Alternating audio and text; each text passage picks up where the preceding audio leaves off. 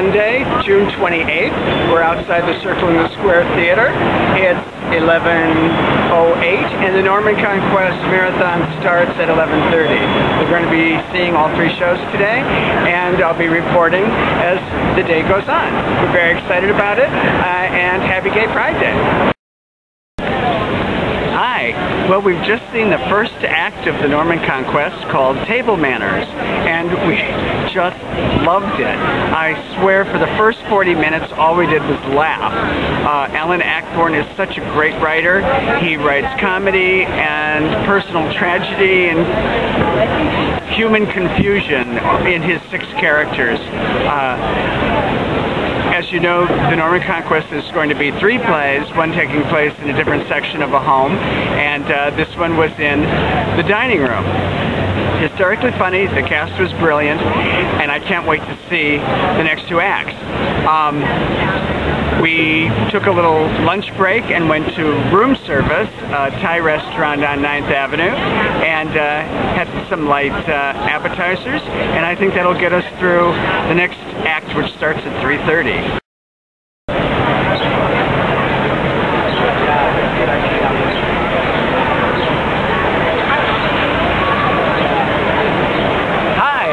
We're back. We just saw Living Together, the second part of the Norman Conquest, and we're here at Mother Burgers, which is an outside restaurant in Worldwide Plaza, just a block from the theater. So this is really fun. We're having some red wine, going to have a sandwich, and it's a great way to spend our dinner break. So Living Together, as I said, is the second play in the cycle of the Norman Conquest, and it takes place in the living room. It's not quite as hilariously funny as the first one. It has a little bit more character depth, and we learn a lot more about several of the characters.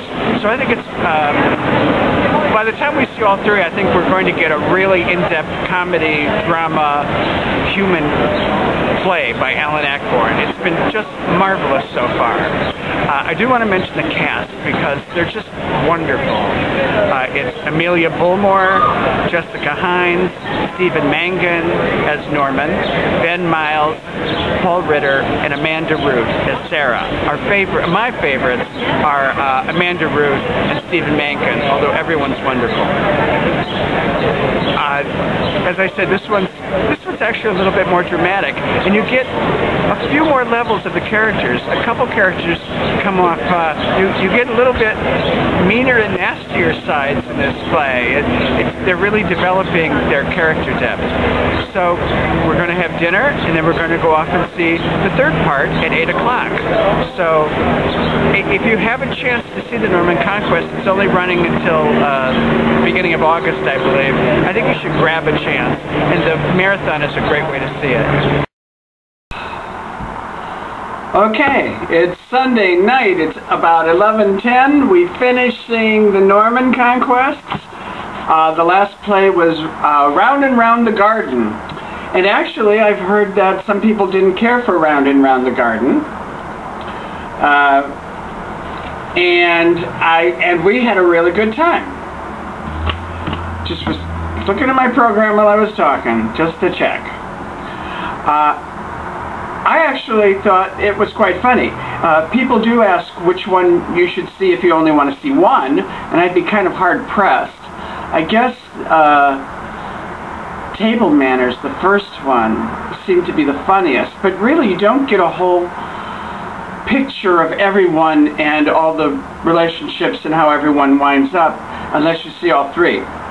And seeing all 3, actually, I thought I'd be, well, I am a little tired, but I got to go to work tomorrow. But I thought it was quite great to see all 3, and the breaks are really good. We had a really good time. And I want to say Matthew Warchus, who directed it, won the Tony for God of Carnage, directing God of Carnage. He was nominated for both God of Carnage and Norman Conquest. But I think that Norman Conquest easily was better directed. To direct all 3 and put them in sync like that, it was so funny.